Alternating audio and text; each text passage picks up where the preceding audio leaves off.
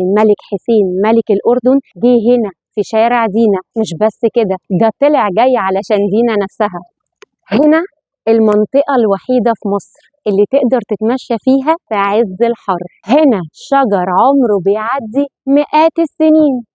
أكيد عرفتوا دلوقتي إني في المعادي اللي كلنا لازم نتوه في شوارعها. ويا سلام بقى لو بتسأل حد على عنوان في شوارع كلها أرقام، من شارع 9 لشارع 7 و261. يكفيك بس تنسى رقم 1 هتلاقي نفسك دخلت متاهة. وفي وسط الشوارع اللي متسمية كلها بالأرقام لقيت يافطة لشارع اسمه الشريفة دينا. فقلت لنفسي اليافطة دي وراها حكاية. ولما بحثت عن الموضوع اكتشفت ان الملك حسين ملك الأردن جه هنا في شارع دينا. مش بس كده، ده طلع جاي علشان دينا نفسها. والشريفة دينا اتولدت في القاهرة سنة 1929 وبيرجع نسبها للأسرة الهاشمية في مكة، عشان كده خدت دينا لقب شريفة.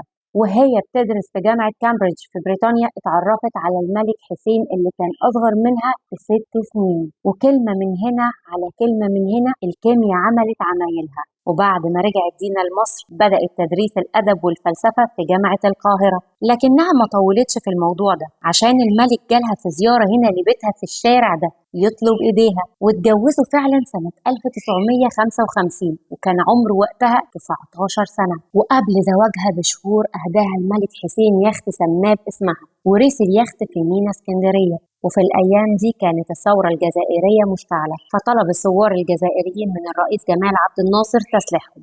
وكانت المشكلة ازاي هيتنقل السلاح من مصر للجزائر بعيدا عن عيون المخابرات الفرنسية، وكان يخت دينا هو الحل. فتم التواصل مع الملكة لاستخدام اليخت بتاعها في نقل السلاح للثوار، فوافقت وعبرت عن فخرها بمساهمتها في الثورة الجزائرية. وراح اليخت دينا فعلا وعليه مجموعة من الطلبة الثوار على رأسهم الهواري بوميديان اللي هيبقى بعد كده رئيس للجزائر.